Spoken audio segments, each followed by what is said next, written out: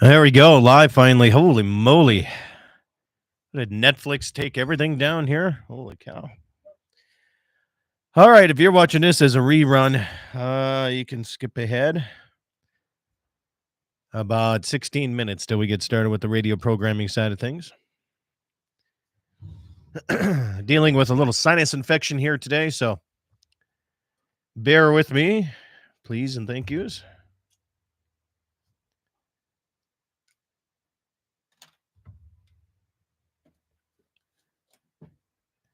Good old sinus infection.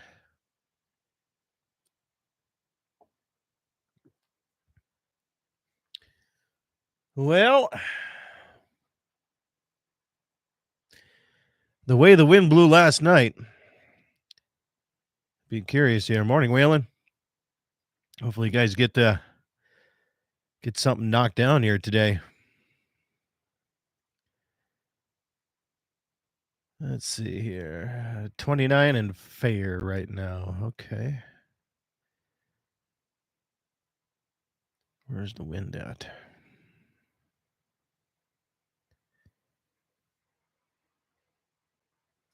Tell me what you guys use for weather apps. I have the Weather Channel, but it doesn't have like current conditions. It just tells me it's 29 and fair.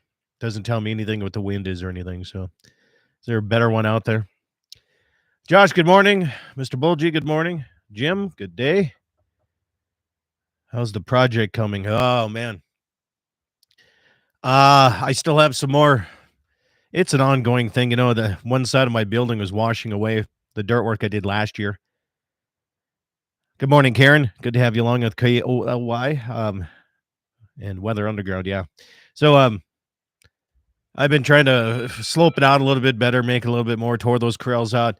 Well, I got this old lean-to that needs to get taken out of there, but it's one of those things. I'm already borderline making my father-in-law stroke out the way it is, redoing these corrals. So that's one of the things I don't know how to get around that one. That needs to be gone, and then I could level everything out and make everything nice, fill in these old trails that have been dished out for 135 years. So it's an ongoing progress is what it is. Except for yesterday, I didn't make any progress. All right, Dave from Minnesota, good morning. All right. Oh, nice one. Nephew got this deer this week. Here, decent one. Show that one to the tube family here. There you go. Nice and heavy. Nice and heavy. All right. Wayne, good morning.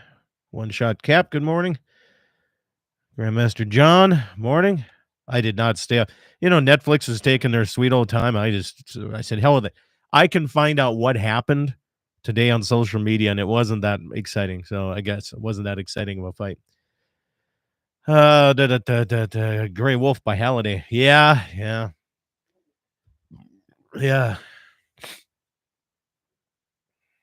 Didn't the guy shoot him, Darren? Mistake that as a coyote, and now he's under investigation or something. Bow up in Dunn County. Okay. I should look at that here because it was like the Grand Forks Herald, wasn't it?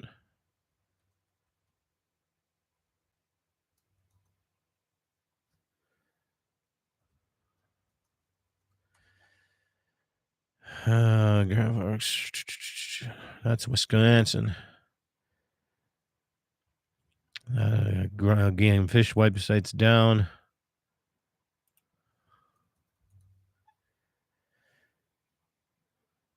Morning, Mixter Mike Wagner. Good day.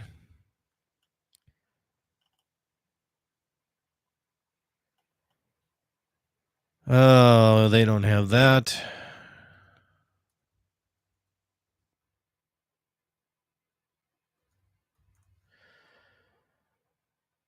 There we go. Boy, you guys got to do a little digging to find this gray wolf story, don't you? Holy cow. Fish and Wildlife Service investigating and shooting what appears to be a gray wolf northeast of Halliday. Won't be confirmed until results of the genetic testing are available, which we'll never know. They will never talk to any of us. It does appear to be a lone wolf. How do you know that? How do you know it's a lone wolf? The guy shot one. He thought it was a coyote. How do you know it's a lone one? I don't get it. Yeah, I found the article here anyway. I don't get that at all. There's been some wolf dog hybrids out there that look pretty convincingly like wolves, so they'll confirm it genetically. No further information immediately available. Don't know if charges are going to be filed.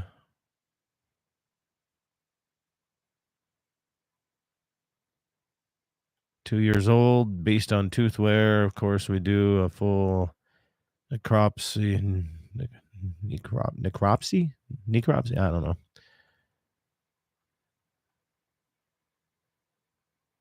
Okay. Gray wolves aren't common in North Dakota. There's no known breeding populations. Bull. I'll take you exactly to a couple dens that have breeding populations every year. Take you right up to the teepees.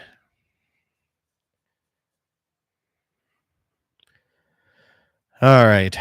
Stations coming up at 7 o'clock here. Why is the Game and Fish website down here today? What's going on with that here? Maybe it's like Netflix. Everybody's on it at one time. I thought Mike would win. I can't believe that. Was it true? I mean, I seen that he only threw like 80-some punches. Yeah, I can't believe that. Black Bear just north and east of town. No, they're dropping off a lot of stuff, Darren. I'll tell you that right now. Dropping off plenty. If you take troubled animals from one area and take them to a different area and drop them off, they're still going to be troubled animals. They're still going to be causing an issue.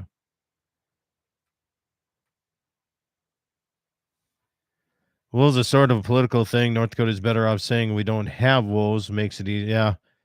Or they could just be honest, Daryl, and say, yeah, we have wolves coming in. And, and part of it is we're getting paid by certain groups to drop black bear off too. And Fish and Wildlife Service could be able to do that.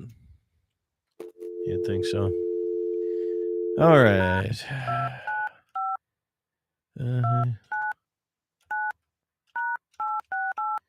See if that's the number. Talked to Stephanie a few weeks back about bears and wolves, and she said most of the wolves are crossbreds between dogs and wolves. Doesn't matter if the crossbreds or not. Shooting a feral dog then. Hello. Hey, Jamie. We're live on YouTube. Morning. Cool. Got all kinds of stuff to talk to you about today. Oh, that's awesome. Yeah. Did you watch the fights last night? Until my Netflix chilled out, and then I just said, I'll just look at the highlights on TikTok this morning, and I did. That must have taken about 3 seconds. Yeah. I'm glad I missed it because it looked like the most boring fight. The other fight, the other two guys, that was a great fight. It was. That second fight was great. Yeah. Even those two chicks, that third fight wasn't too bad either. That kind of fighting, but I only got like 3 rounds of that because it went stale on me. But that I can't. So now they're saying that Mike Tyson took money and said he lost it because of those reasons. And wow, yeah, wow. But he's 58. No matter if he tried really hard or not, there's only so much you can do. He didn't look like he was even in He didn't look like he was in the shape on his training videos. Not even close. No. And when they were taking pictures and going on about him, like, Jesus Christ, man, he just looks like somebody that fucking lost a little weight this week, like a little water weight. Maybe it was too late in the night. Hell, it was almost midnight before he fought. That'd kill me. Yeah, it would me too. Stations, I forgot to do a countdown. 7:02 on mark. 7:02 mark. Yeah. No, I went to bed. I'm fighting a sinus infection, so if you say something and it goes dead for a little bit, that's me hacking my lungs out. So you can continue talking about something, but yeah. No, I was pretty disappointed with the whole thing. I was disappointed the second they announced the fight. I wasn't even going to watch it, but the kids wanted to watch it, so they came over yesterday, and I was I could care less about I'm a big Tyson fan back in the 90s. I watched him a lot. Sure. But so I did a stupid thing. I went on the sports book and I placed a bet last night and online. I'm like, there's on Tyson? Yes, I did, and I lost. How much? It's none of your business how much, but it's the bad part about it is it's the first time I've ever tried that, and it did not work out. I never would have thought that he would have lost. Yeah, I think that about every time he fights somebody, that Jake Paul fights somebody. I'm like, well, how does he lose or how does he win this? Yeah. But he's so much bigger than everybody he fights. He wasn't probably way more than Tyson, but that's just an age thing, I think. This is a money grab. Exactly. It's all about the money, and it's all about this social marketing, social media stuff. I mean, that's where they're making. Jake Paul made more money off of social media last night than he did off of the actual fight. Yeah, I think that fight itself, they paid him $40 million. Yeah, I bet he made way more off of social media than he did there. Yeah, I would imagine. He's been at it for a minute. I mean, you got to give it to the guy. He certainly knows how to make money using that medium. Yeah. Absolutely. Yeah. He fought that Fury, Tyson Fury's brother. Yeah. John, is it John or? That's his dad. I don't know. I saw one of those on there, and then one of the Diaz's he fought, and yeah. The reason Mike Tyson lost because he forgot to bite Jake Paul's ear off. Yeah. He lost that fight too, Mike. So that interview with Evander Holyfield, boy, that was a good one. Evander's been hit in the head a few times, hasn't he? Oh my God! Well, whose idea was it to bring him up there and talk? There's a Family Guy episode about a guy doing the color commentary, and he's like, and I was like, that's exactly where it came from, right there. Lennox Lewis looks good though. Yeah, Lewis looks really good. And then he's over there trying to talk to Evander to let him know what's going on. His earpiece is working just fine, but I'm serious. The sound crew, all the mics weren't working. Half the stuff. I mean, it was like I know high schools that can do better for sound than what Netflix did there. So that's got to be frustrating, huh? You're throwing those big events and you have problems like mics. Well, it's frustrating for me because I'm an audio Nazi, and I'm like, you guys haven't tested these out, really? Right, and have backups. Yeah, if I was one of those people like interviewing Evander Holyfield, I would have stood up and walked over, put my arm around him, and told the question, and put my mic right down into his face. But move some people around. Yeah, stand by. We're coming up here in 30 seconds. Going quiet here. Stations 25 seconds to showtime on Mark.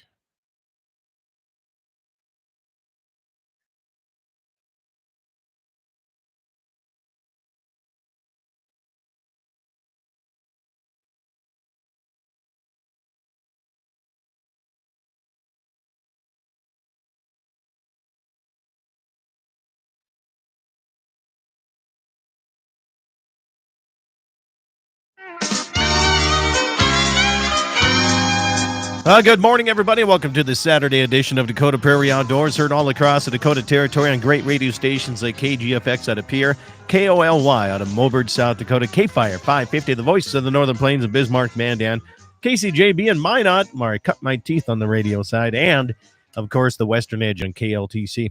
Good to have you along here this morning. Jamie Olson with Box Creek Outfitters is my guest here this morning. Off of the, I don't know what you call it, the night of boxing here, I don't know who all watched it or not, but the big Jake Paul versus Mike Tyson fight, that one should have been like the first or second fight because the ladies fight and the welterweight fight was a lot better, I thought. Yeah, that welterweight fight was really good. Yeah. I mean, a really good fight. I was super surprised they had any good fights on there. Yeah, no, that was good. But anyway, if you were 58 years old and offered $20 million, would you step back into the ring? Oh, yeah. Yep. With anybody. I mean, for Pete's sakes. If you were any age, would you drop down $20 million? I'd do it here tomorrow, even with my sinus infection that I'm running through here right now. But Yeah, I made a big mistake. Went on Sportsbook, placed my first online bet ever, and I lost. I thought Mike Tyson would win. God darn it. No, I'd stay away from those Jake Paul. I started betting UFC fights about 3 years ago. I got a yearly limit, which isn't very much. I put $150 in there, and then see how far through the year I can get with $150, and that's kind of fun because you're not really out much. So now you're up to about what, 20, 30 grand on that $150, I suppose. Yeah, no, about a month ago I was up to 450, and then I got smart and made a bunch of big bets, and then I was down to $32, and now I'm back up to like 450 again. There you go. It's not as easy as it was back in the day where it was like Tito Ortiz and some of those guys where you know that they'd win. You know, Chuck Liddell. I mean, those are the easy bets. You know, now you just don't know. There's some sleepers out there, but well, we got a couple things to talk about.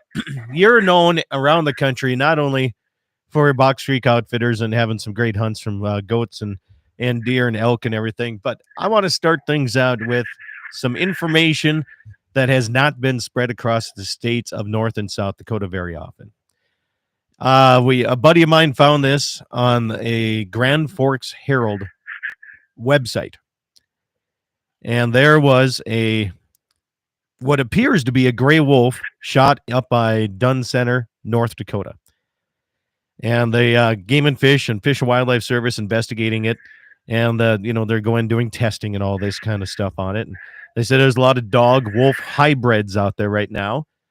And, they don't know if they're going to find the person that shot it because he thought it was a coyote.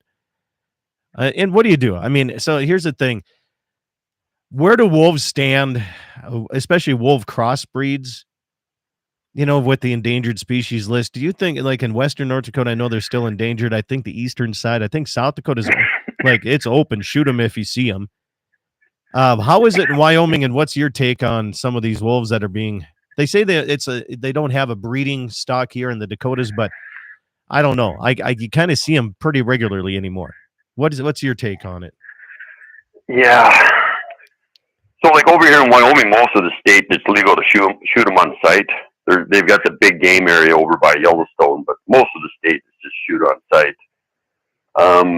They say the same thing here about the having some sort of breeding population, and I think that's true of the mountain lions as well. They don't really acknowledge that they have a population of them unless they think they have some percentage of breeders out there. Sure. The wolves themselves, though, they've certainly, like Colorado, they had a pair of wolves down there that got all hooked up, and they're starting to pop out now that aren't part of that release group.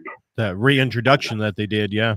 Yeah, so I was listening to a gal talk about, it was on Rogan actually, and then she was on Meat Eater before that, so I can't remember her name, but they were just talking about the amount of, they were talking about the big wolves that, so when they grab wolves to bring them down to Wyoming, they grab those wolves, I believe, from Canada. And the wolves that they got for Colorado came out of Oregon. So it does come down to who will give them wolves. That when Colorado wanted wolves, they get called all over the country, and nobody would give them a wolf. And Oregon had some wolves they'd give them, but so Wildlife Services is usually contracted by Game and Fish to take care of these types of issues. And so if you are getting wolves from another state, the only reason they're bothering with those wolves to begin with is because they're problematic wolves. That's just the way it is. So those are wolves that they were already going to trap and more than likely going to kill because of depredation.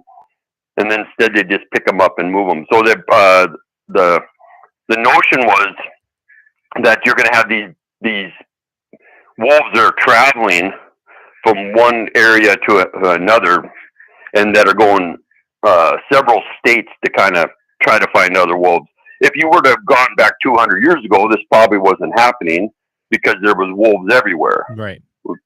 It's like to some extent, and wolves don't take very kindly of other wolves coming into their territory. As far as like North Dakota having some sort of breeding pairs up their population, I would think that probably the thing that nobody says that they're seeing are pup wolves or hearing pup wolves. And so that's usually especially in a state that's populated the way North Dakota is. I mean, there's obviously some pretty remote stuff. You get up in the Numedal Hills, Turtle Mountains, lots of areas in the western part of the state. But it'd be hard for me to think that there's a breeding pair out there, and there isn't pictures and sightings of actual pups. What if there was pictures and sightings, which I do believe some people have them. I just don't believe that they're sharing them. And what if you did have that? I mean, how long does it take an organization to say, yes, we do have breeding stock here in the Dakota Territory? I would think they would want to collar them right away. I know at least here that a lot of the money they get for these. So when you're talking about pork, when the Congress is meeting and trying to put the money together for stuff, and then you get all these pork barrel projects.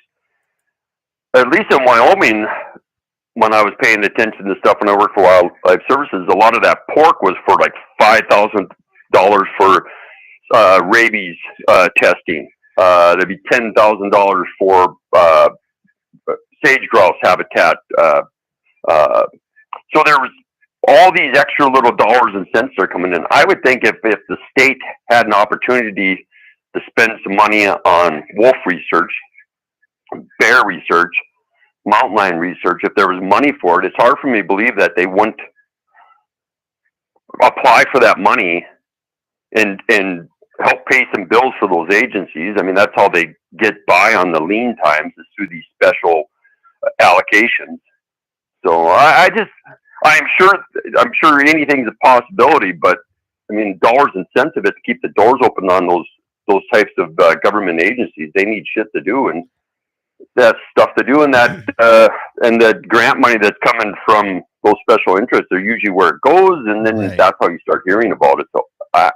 So I don't know why they wouldn't test them or collar them and track them, because those biologists, that's what they do. They just kind of harass those animals to no end to kind of justify their positions. And there's only so much money for running around catching pigeons. Like our guys here on the off time, they're catching pigeons and stuff. Hold up here, Jamie. We're up against our first break here. We'll come back, talk more with see what we're up against here with the wolves, and also black bears. More sightings coming up here on Dakota Prairie Outdoors after these messages.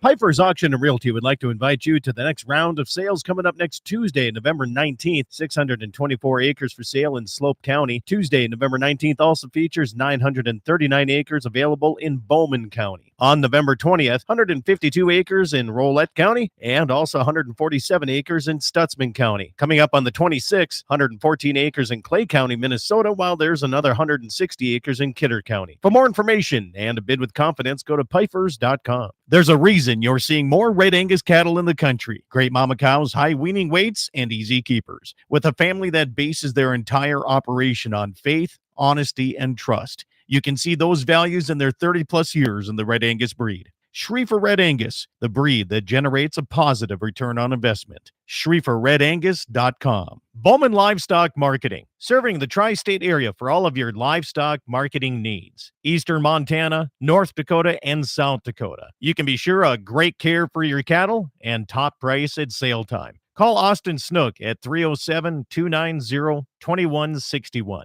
That's 307-290-2161 for more information or just to talk cattle markets. You can also find them on Facebook and go to their website, BowmanLivestockMarketing.com. For over 80 years, Dakota Community Bank and Trust has been a leader in ag financing because we understand the business of creating relationships is more than an interest rate. Agriculture is a foundation to the community, and we are here to help your operation expand, grow, and continue to the next generation. Talk to our ag lending team today. Community looking out for you. At Dakota Community Bank and Trust, that's what we do. Equal housing lender. MoPro Guide Service, the best on Lake Oahe. Brent and his staff will give you the most enjoyable fishing experience, always having the latest in electronics, gear, and the most comfortable Lund boat on the water. Fish with somebody who lives in Mobridge, South Dakota, the heart of Lake Oahe. If you need a place to stay, the Morest Motel has newly updated rooms with free internet, a family-owned and operated business. Go to OaheWalleyes.com. That's OAHE Walleyes.com for the best fishing experience Lake Oahe has to offer. Rockin' 7W has all the panels you need. Freestanding panels, windbreak panels, feeder panels, and the original protester panel. If you don't know what that is, it's a sort panel that makes sorting calves from a cow a breeze. You can do it in a fraction of time with just one person on foot or horseback. You can custom order sizes to fit your current operation, or you can start from scratch. Rockin' 7W also does trailer repair on any size trailers, mobile welding, and custom cattle hauling. Call Justin at Rockin' 7W at 701-206-1030. That's 701-206-1030. Rockin' 7W, the farmer and rancher's go-to guy. Bowman Livestock Marketing, serving the tri-state area for all of your livestock marketing needs. Eastern Montana, North Dakota, and South Dakota. You can be sure of great care for your cattle and top price at sale time. Call Austin Snook at 307-290-2161. That's 307-290-2161 for more information or just to talk cattle markets. You can also find them on Facebook and go to their website, bowmanlivestockmarketing.com. There's a reason you're seeing more Red Angus cattle in the country. Great mama cows, high weaning weights, and easy keepers. With a family that bases their entire operation on faith, honesty, and trust. You can see those values in their 30-plus years in the Red Angus breed. Schriefer Red Angus, the breed that generates a positive return on investment. SchrieferRedAngus.com. Piper's Auction and Realty would like to invite you to the next round of sales coming up next Tuesday, November 19th. 624 acres for sale in Slope County. Tuesday, November 19th also features 939 acres available in Bowman County. On November 20th, 152 acres in Rolette County and also 147 acres in Stutzman County. Coming up on the 26th, 114 acres in Clay County, Minnesota, while there's another 160 acres in Kidder County. For more information and to bid with confidence, go to Pifers.com. This portion of the program is brought to you by Freedom Repair. Whether it's your tractor, baler, your cutter, your combine, or air seeder, Freedom Repair comes to you and helps you get fixed up and back in the field. 19-plus years experience. Give Lucas Kelly a call at 701-440-1945. That's 701-440-1945. Freedom Repair, veteran-owned and operated. On that road, but don't you worry, one day I'll settle down. And when that time comes, I hope you're still around. I hope you're Welcome back, everybody. Dakota Prairie Outdoors Saturday edition continues here with Jamie Olson out of Box Creek Outfitters out of Douglas, Wyoming. And, you know, Jamie, during the break, we're discussing, so you're bringing these problematic wolves and problematic black bears. This is where the Fish and Wildlife Service usually get them. Like you said, they're problematic somewhere else, and they're dropping them off. Are they still going to be problematic in the area you're dropping them off at? Yeah. Yeah, nothing changes. They try to get them remote enough. I mean, that's the thought process, get them remote enough where they're, don't have that human conflict. But yeah. Still going to be a problem. The only reason they're trapping endangered species is because they're problem animals, period. And so if you've got a reintroduction of animals, they're not out there trying to catch some animal that's not causing any problems. They're out getting an animal that they don't want in their area, and they pick it up and haul it off to another state. That's the way it works. There's no getting around it. That's what it is. Yeah. All right. So during the break, we were discussing some of the stuff you went through. I don't know. Do you want to share that, or is that something that is off record? Yeah, that's fine. Okay. So in the article through the Grand Forks Herald, they're not sure if they're going to prosecute this guy or not that shot this in the North Dakota side, because they don't know if they're going to try to do some testing and see how much wolf blood is in there. They think it might be a crossbreed or whatever, but if it's an accident, if there's no known wolves in the area that you know of, and you shoot something that looks like a big coyote, how are you supposed to know the difference? And you went through some of the same thing trapping. Yeah, I got I got a big canine on an M44 which is a sodium cyanide dispersal device. The critter had pulled it, and shot cyanide in its mouth and tipped over. And then when I came across it, it looked like it looked like a coyote to me. Yeah. I called up another trapper. He came and looked at it. We both thought of the same thing. We both thought it was a wolf. I called the rancher up, had him come and look at it. So then I called my supervisor with Wildlife Services. There's a protocol when I call about that stuff. They're supposed to come down and investigate it themselves before they call everybody else. He was kind of a wasn't that great of a supervisor. Be nice. Now we're on the radio. Yeah, he wasn't that. Anyway, so instead of just coming down and taking a look at it, he brought the state USDA office down, the Fed, so the U.S. Fish and Wildlife, and then of course me and him, and then they're going to do their little investigation. And they brought up about some hybrids, it just seems like something they say, but there was no talk. There's 4 of us, all government officials sitting out in a pasture, and there was no talk about checking DNA and all that stuff. That didn't even seem like it was an option. The thing that they were going to check is to see if it had been vaccinated for either parvo or rabies. And then if it was, they determined it was a wolf, then I was going to be prosecuted. I'm a Wildlife Services employee. I was doing everything, legally. There wasn't supposed to be wolves up there. Yeah. And so that's what they were telling me. U.S. Fish and Wildlife was telling me that they're going to see if they wanted to prosecute me over this. So they took the head, and then I got a phone call that night from the state director, and he didn't call me on my cell phone, my government cell phone. He called me on my home phone. And then they had a story, Ravel's office story, that somebody had brought their dead dog in from out of town, just happened to leave it 30 yards from a pulled M44, and that the M44 was actually pulled by another animal that we didn't recover. And then I said, does that make all the investigations go away? And he said, yep. I said, sounds good to me. Yeah. So that was the end of it.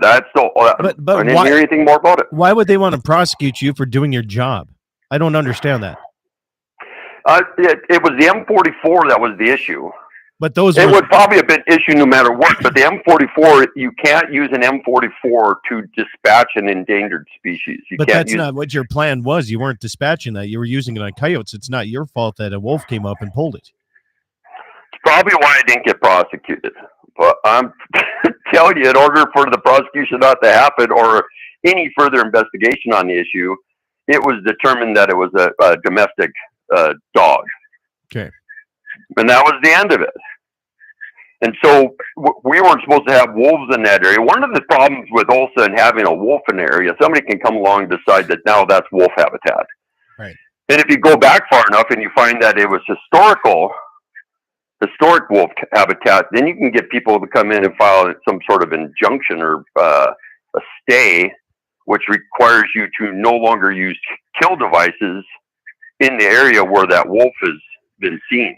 One of the problems with people telling everybody they've seen a wolf is it also lets all the antis know that you've seen a wolf. Right. I always tell guys you never see a wolf. What you see is a feral dog. And nobody cares if you kill a feral dog on your property. Just go kill a feral dog. Yeah. But if you're taking pictures of big feral dogs and you're telling all the neighbors you got a wolf, and then all of a sudden you got a dead wolf. Yeah. It's going to get the wrong, like out here, like in the Grays River. I've been hunting up there for 12, 13 years. And just in the last couple of years, you'll hear a wolf or two, but not really, right? And the understanding is up in that country, they're just shooting them. Just shooting them and, shot a feral dog. Yep. Then you get in other parts of the state where everything they shoot at is a wolf. Well, guess who's getting all the attention? And the wrong type of it. Yeah, it's the wrong type of attention. The game fish, I don't know what their hands are kind of tied with the whole thing. But that's why they don't want to talk about it, because it just brings too many of the wrong people into the picture. They generally, when I'm talking to game and fish behind closed doors, pretty much everybody, they don't really want them in most of the areas that are causing problems. It's, they don't want wolves on your property. I never talked to the game and fish and like, oh, I can't wait till we get more wolves to deal with. Yeah. What a game management tool for elk and deer and everything else, right? Yeah, every time I'm sitting in those meetings, they hate it because it's too many of the wrong types of phone calls. Yeah.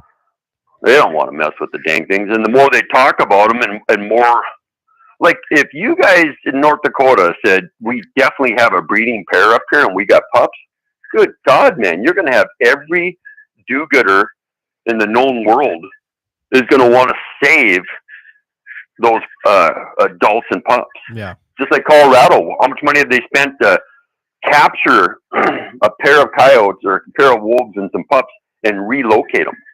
Look at all the money and time and effort that was spent doing that. I don't know if you know about that, but that group that they let go and so they picked them up and moved them, for Pete's sakes. And here's another thing: when they reintroduce, I just learned this. When they reintroduce wolves, it's almost to our advantage. When you have a wolf that it naturally reintroduces itself into a state, he's afforded all the protections of the Endangered Species Act. Meaning that if he's killing your livestock, you can't do anything about it. If they reintroduce wolves, they're considered an experimental, it's considered an experimental population, and they can remove that population with no explanation. So if they're reintroduced and they're killing your livestock, the game and fish can go in there and remove all those wolves, just like the ones in Colorado where they picked them up and moved them, or kill them like they do in Wyoming here. So they're only able to do that because they're reintroduced. If we just have a natural population that comes back in, that ain't happening anymore. Can't touch them. Unbelievable. Can't touch them. So less news is good news. The 3 S's and keep it out of the papers and off of the social media is what you're saying. Keep it out of there. Well, the shovel part is a problem. Yeah. I mean, honestly, if you were to, let's say you called in a coyote. Well, hold on. Big. We're up against another break here, so let's save this story for the next second half hour, Jamie. But we'll get more information on that here. Stay with me here. We're coming up. Jamie Olson with Box Creek Outfitters is my guest. He used to work for the Fish and Wildlife Service here, giving us some stories about predators and animals. We'll talk about more of that and what's going on in the breeding populations, if any, and what you should or shouldn't say if you see something on your property. We'll have more coming up your way here on Dakota Prairie Outdoors Saturday edition right after these messages.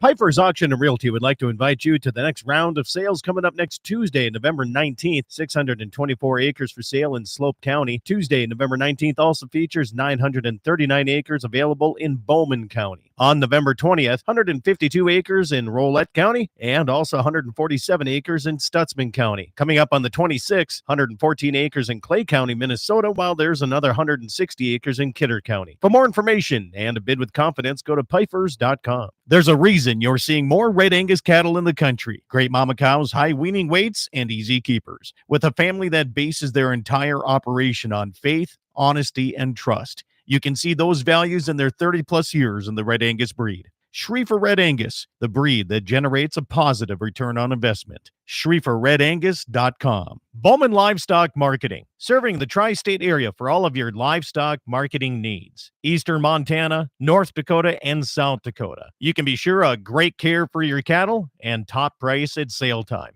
Call Austin Snook at 307-290-2161. That's 307-290-2161 for more information or just to talk cattle markets. You can also find them on Facebook and go to their website, BowmanLivestockMarketing.com. For over 80 years, Dakota Community Bank and Trust has been a leader in ag financing because we understand the business of creating relationships is more than an interest rate. Agriculture is a foundation to the community, and we are here to help your operation expand, grow, and continue to the next generation. Talk to our ag lending team today. Community looking out out for you.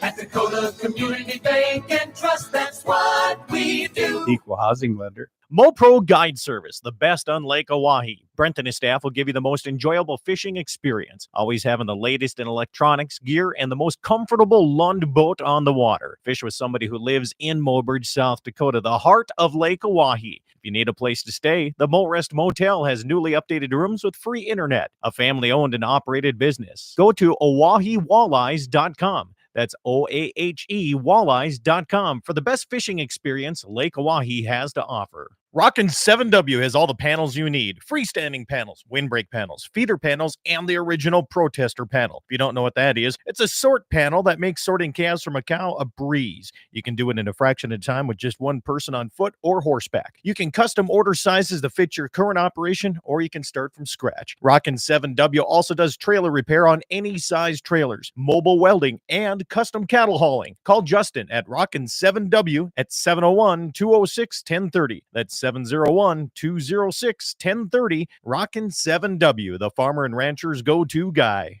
Bowman Livestock Marketing, serving the tri-state area for all of your livestock marketing needs. Eastern Montana, North Dakota, and South Dakota. You can be sure of great care for your cattle and top price at sale time. Call Austin Snook at 307-290-2161. That's 307-290-2161 for more information or just to talk cattle markets. You can also find them on Facebook and go to their website, BowmanLivestockMarketing.com. There's a reason you're seeing more Red Angus cattle in the country. Great mama cows, high weaning weights, and easy keepers. With a family that bases their entire operation on faith, honesty, and trust. You can see those values in their 30-plus years in the Red Angus breed. Schriefer Red Angus, the breed that generates a positive return on investment. SchrieferRedAngus.com. Piper's Auction and Realty would like to invite you to the next round of sales coming up next Tuesday, November 19th. 624 acres for sale in Slope County. Tuesday, November 19th also features 939 acres available in Bowman County. On November 20th, 152 acres in Rolette County and also 147 acres in Stutzman County. Coming up on the 26th, 114 acres in Clay County, Minnesota, while there's another 160 acres in Kidder County. For more information and to bid with confidence, go to Pifers.com.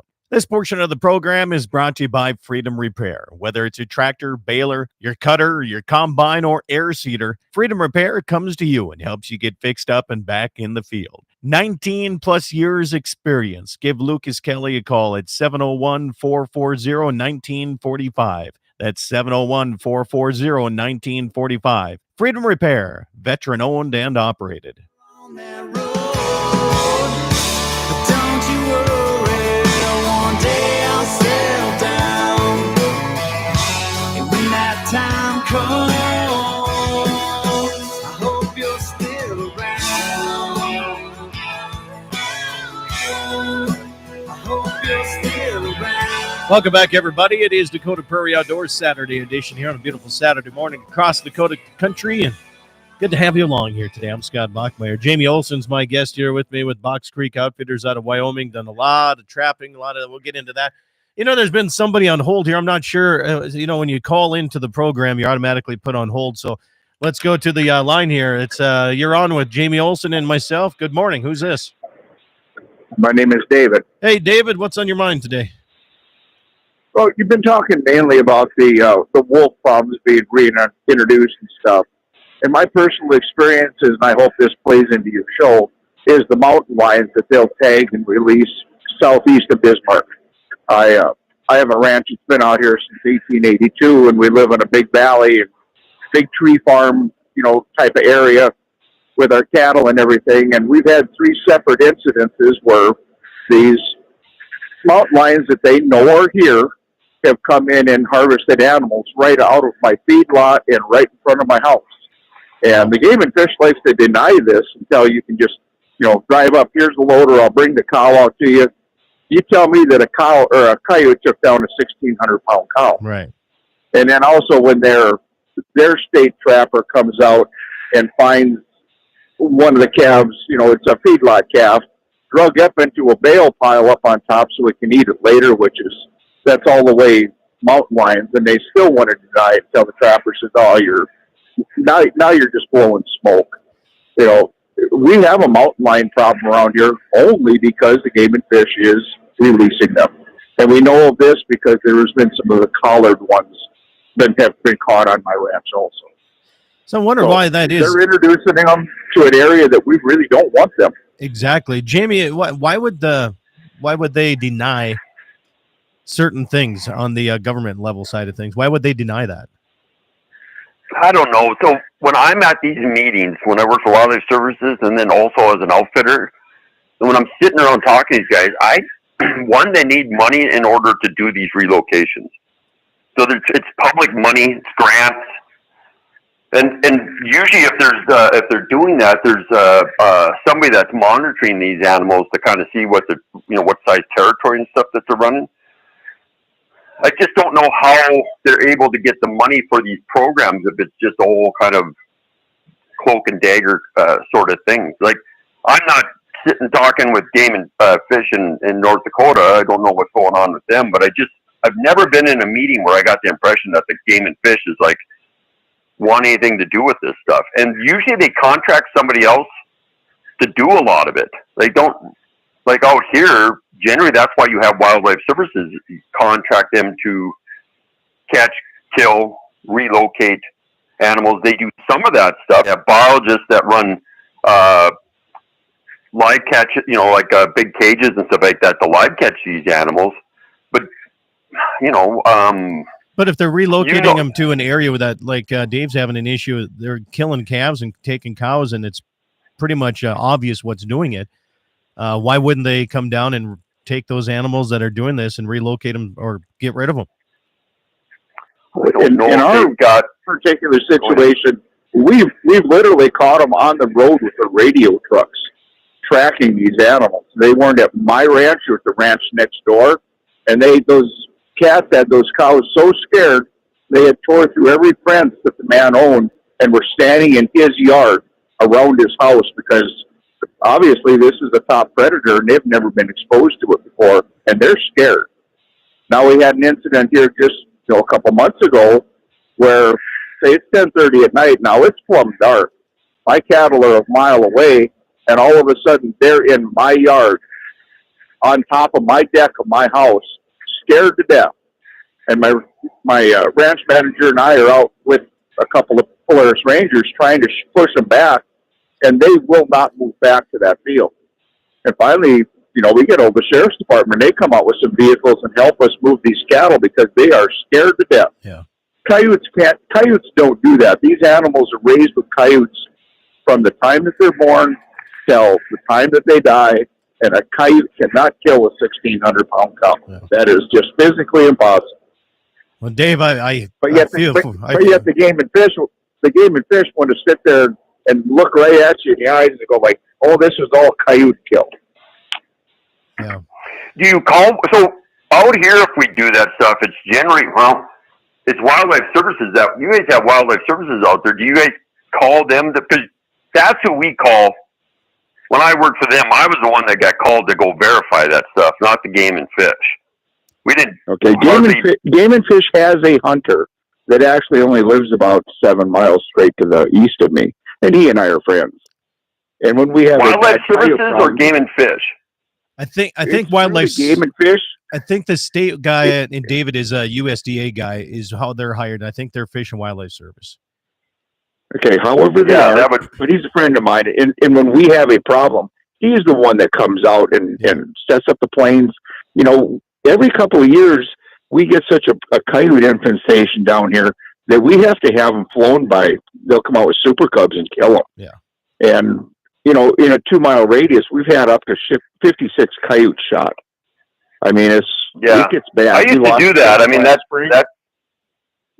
generally the move on coyotes is the Game and Fish, though. I mean, I don't know if they even have a mandate which allows them to go kill a problem animal. I just don't know if that's even in the cards. They contract other agencies to do that stuff for them. That's the only reason. I'm sure everything. This has nothing to do with what you're saying as being factual. I agree with everything you're saying, and that all makes sense. But I'm just telling you, though, like the Game and Fish to call them up because you got a problem animal, they're usually trying to built fences. It's all about trying to keep something out of something. But as far as killing them, I just don't think they've got any. Anyways, that's kind of a moot point. It's just that I would think Game and Fish would be or Wildlife Services would be the one that's verifying that. And generally, that's even if they can verify that it's a lion kill, though, you still got to get special permits in order to go kill that animal. And I don't even know if the Game and Fish can issue that. I believe that's US. You're talking about a lot of agencies for them. So you got the Game and Fish, Yep. you got Wildlife Services, and then you got U.S. Fish and Game that all probably have to be involved with that. In North Dakota, when we were trying to chase them out of the yard that morning or that evening, the Burleigh County Sheriff's Department and the Game and Fish people, they got, hooked up with me on the phone, said, if you see it, shoot it. And like I told them, if I'd have seen it and shot it, I wouldn't have called you. Yeah. I mean, I'm trying to get some help out here. Yeah. Because I personally have not shot any in this area, but I know of some because they had released a collared male and a collared female. And I do know, I got a pretty good idea where the collared male has been disposed of the day before my cow got killed. And then when whether it was Game and Fish or Fish and Wildlife came down, I'd already hauled that cow out of my cows because she was killed during the night, and I knew she was fine the night before. Sometimes you'll have a cow that will lose her calf, that she just can't find it, and as good cattlemen we are, we'll get that pair back together for a couple of days and mate them back up. Now, always in the back of your mind, where's 106 at with her calf? Yeah. And that night, my son and I, here's the cow, here's the calf nursing, she's just fine. The next morning, her belly's opened up, her tongue's eaten out. Coyotes don't do that. First off, they can't kill that cow anyway. Yeah. They're not big enough. And then, of course, I started calling appropriate agencies. And this is the same time where I knew that the collared pair was around, and the neighbor had already gotten one of them and buried it when Game and Fish absolutely told them that there was not one here. 10 minutes later, it was buried because they knew exactly where it was at. And then that next night, then I lose a cow, and I get these two Game and Fish guys out, and they're standing there. The young guy, who is very green, is going like, oh, a coyote killed that. And I'm looking at him going like, I've been doing this for 50 years. I got a pretty good idea what kills things. And I get to having a conversation with the old guy. Now, the way my tree stand is, it's an original tree claim from Dakota Territory. So we've got a beautiful grove of trees, and I've got my mother here who's elderly. We've got grandkids playing and stuff. Perfect habitat for a mountain lion to be toying around in. Yeah. And I asked him, next time that cat's around and you got it on the collar, will you please let me know so I can protect my family? Yeah. And a very small nod of his head, he said, yes, I will. And then the other guy got kind of pissy with me that, they can do whatever they want on my land. And I'm sitting here with a payloader with a big grapple fork. And I said, I think it's time that you guys leave. And then he goes, you can't make me leave. And I said, probably not, but I can set your pickup over on the road if that's what you would like. And then they both thought maybe it was time to leave because I wasn't really. You weren't in the mood at that point. That's the thing, you look at what you and I do with raising cattle. You're probably on a lot larger scale, but, like Jamie and I were talking between wolves and mountain lions and black bear that they're relocating, and we don't know which organization is doing this, but all of a sudden they're showing up all over the place. And it's, if you take troubled animals from one spot and put them in someplace else, why would you bring troubled animals? Just get rid of them. Why don't they just get rid of them if they're troubled animals? Is it just all about the money and these people, these organizations that have the big dollars? Well, like I said, with when Colorado was trying to get wolves, every state they contacted, and then that Diane, what the heck was her name? Diane Foster or something like that. She was, what's her name? I was going to look that up. Anyway, the reason why they couldn't get any wolves is because that's just it. They didn't want to send those problem wolves on. Oregon did, but they paid them for them too. But yeah, they were under a deadline. If they hadn't gotten those wolves from Oregon, they would have had to wait till the entire next legislative session and go through the entire process again. So most states aren't giving them wolves. I mean, I think what's happening as well, though, that isn't thoroughly understood, is that we do obviously have areas that are kind of sanctuaries for wolves. Minnesota, Wisconsin, Idaho, Montana, Wyoming. I mean, all these states now have, fairly significant breeding wolf populations, and the dispersal is real, and it's like a coyote. When you disperse it, he can spend most of his life by himself without any problems. Wolves do not like doing that. Yeah. So they're just constantly looking for other wolves. And so I just don't know. There's obviously some stuff going on, shenanigans going on with those agencies, because they're not really being upfront with people. But I think a lot of what we're seeing is just dispersal. I think it's easy to think that they're loading these things up and dropping them off all over the country, but wolves don't generally do well by themselves. Yeah. Lions do, but you got to drop them in, like even on a relocation of a lion. If you're not putting that, if you're putting that line where there's other lions, generally they're just murdered. They're not moving adults. Usually they're moving younger ones. I don't know. I'm kind of rambling on here, but there's a lot that goes into that, and that I think the natural dispersal of these animals is something that really is just not considered. Yeah. Like if we see a wolf someplace, it's just always somebody dropped it off, and it's these. We have an exploding apex predator population in North America right now, and with that explosion, people are going to. These animals are moving around to find some spaces that don't have an overpopulation of the critters that they. Lions and bears don't do well with densities. Yeah. Anyways, does that make any sense? I mean, what's that, Dave?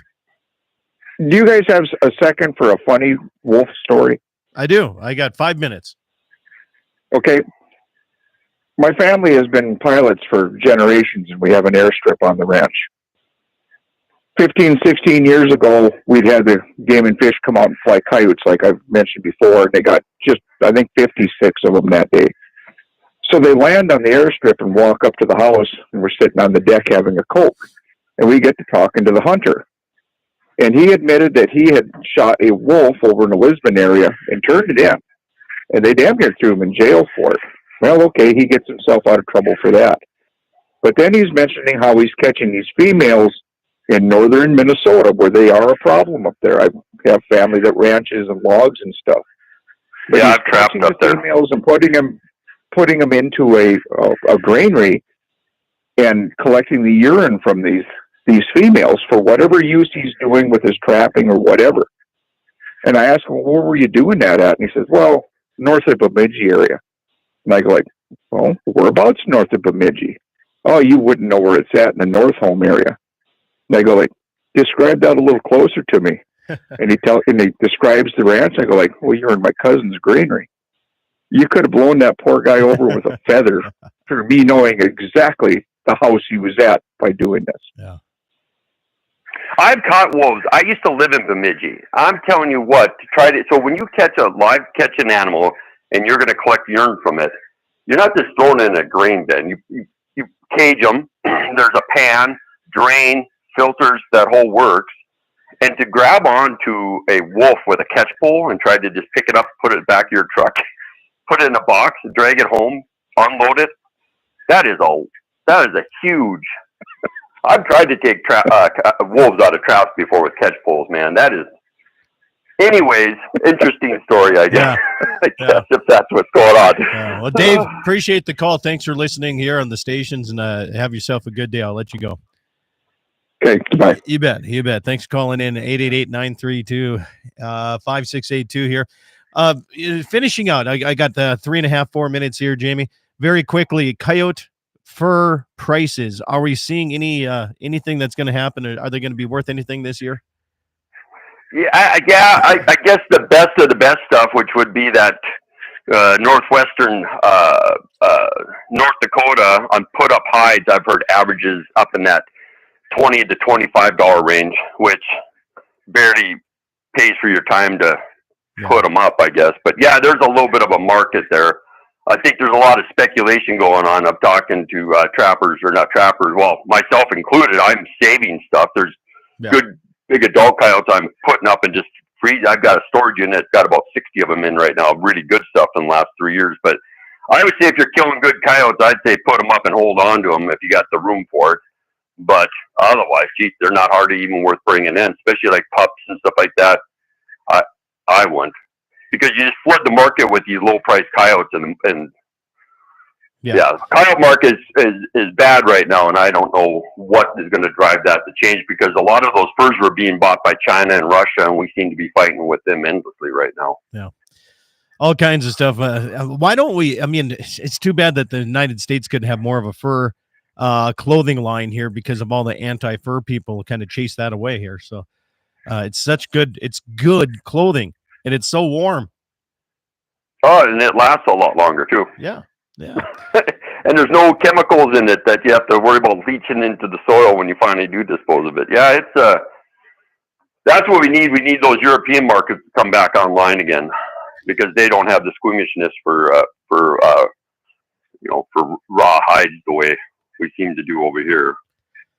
Yeah, they wear them because not only are they fashionable, but they're actually usable, which I wish when I was in Alaska still does a lot of furriers up there, and boy, they got some nice stuff up that way too. They had a silver wolf coat that I tried on in Alaska. Man, oh man, was that nice. It was expensive, but man, it was nice to try on. But well, Jamie, if people want questions and comments, they want to talk to you, maybe get in line as some Wyoming goat chasing or deer or elk, how do they get in touch with Box Creek Outfitters? Yeah, so you can find me on Facebook, Box Creek Outfitters, Facebook, Jamie P. Olson, and then the website's Box Creek Outfitters as well. And then there's another website, coyotehunter.net, and that's not as active as it used to be, but there's decades worth of information on there if a guy takes the time and read through all those forums. And a lot of people don't realize that when it comes to Fox Pro and their electronic calls, you have a lot of the sounds that you have gotten yourself, and you can put on those callers. Yeah, there's actually an app that's got thousands of sounds on it called Animal Audio, and you can get that off of Google Play and stuff like that. And I've got all my sounds are on there. They're relatively inexpensive. You just download them onto your phone. But Tony TV's got a bunch of stuff on there. I've got a bunch of stuff on there.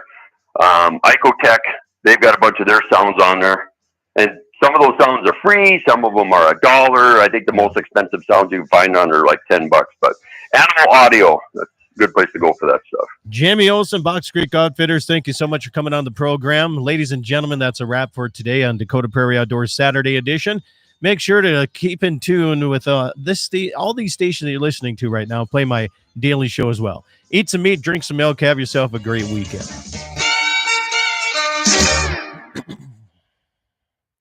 All right, stations, thank you. Jamie, thanks again, man. I appreciate you.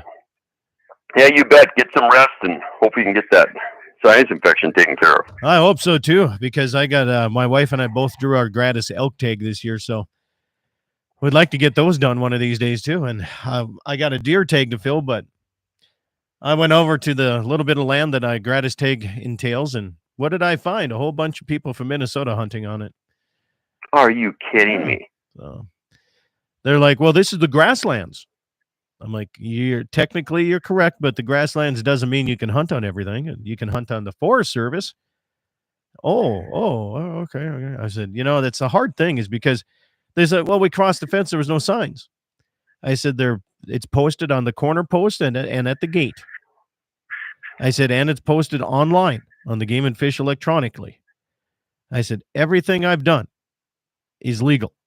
What you're doing isn't. And they got all pissy and they walked away. So.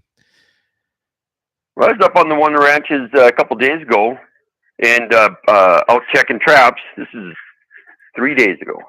And here comes Frank, and you got to pick up behind him. Hey, Frank, how's it going? Frank's the landowner. He goes, just running trespassers off. I said, the guy behind you? He goes, yep, he's way in the heck back there trying to take a shortcut across a 26,000 acre pasture. Just thought he would take one of the two tracks through the middle because Google Maps shows him that this is the route to take. Yeah. And it's a dirt two track. on private land. Out there on private land, and Yeah. we don't have to post anything over here. It's just assumed, you know. It's kind of Right. like Minnesota. It's just assumed that it's anyway. So it's fairly common. The other ranch that I trap on, that one's 67,000 acres. There was a state section in the middle of it. There's several state sections in the middle of it, but one of the state sections, there's the rancher got a pickup load of guys scouting for opener of antelope, and they had to drive, I don't know, 20 minutes on private roads to get there. Wow. 20 minutes at least of private ground from the highway. Like my county, I think there's only 2 county roads in the entire county that run from east to west. There's 2 of them. Everything else in the entire county that's gravel is private. Wow. I can see how that goofs people up a little bit because they see these really good roads and they just think they can drive on them. But there's signs all over the place that tell them they're private roads you're driving on. Yeah. It's just Lots of, just tired of it. It's just it gets to be a lot, you know. But there's also some good ones that will come in and actually sit and have a conversation with me too. So take the good with the bad, right? yeah. The guy that Frank grabbed the other day, he was apologetic, and he wasn't hunting. He was just trying to get to where he wanted to go. But the oil field stuff out here, the dispatch will send them maps that show them going across private land to get to where they're going. Wow. The dispatches will do that because they'll show you the maps. This is the map they gave me. Like, well, this will get you where you're going, but you got to go 15 miles south so you can take the county road. Right. Anyways, they don't want to pay them to do all that stuff. Yeah, we're going through a whole travel management thing with our Forest Service right now, making sure we're trying to update the maps. Like, this is private. You don't have an easement across this, and this is not. This trail doesn't exist anymore. So hopefully they can get that organized up, done the right way. But hey, man, I'm gonna go out and feed some, do my chores here, and you have yourself a good day. I appreciate you making time for me again. Oh, you bet, bud. All right, have Talk a to good you one. later. You Be bet. safe. See ya. Yep, bye. All right, YouTube. Thank you guys for tuning in here today. Appreciate y'all. I'm gonna go and do my chores and see the sinus infection. See the swelling. See that? I got to get that done. Have a good day.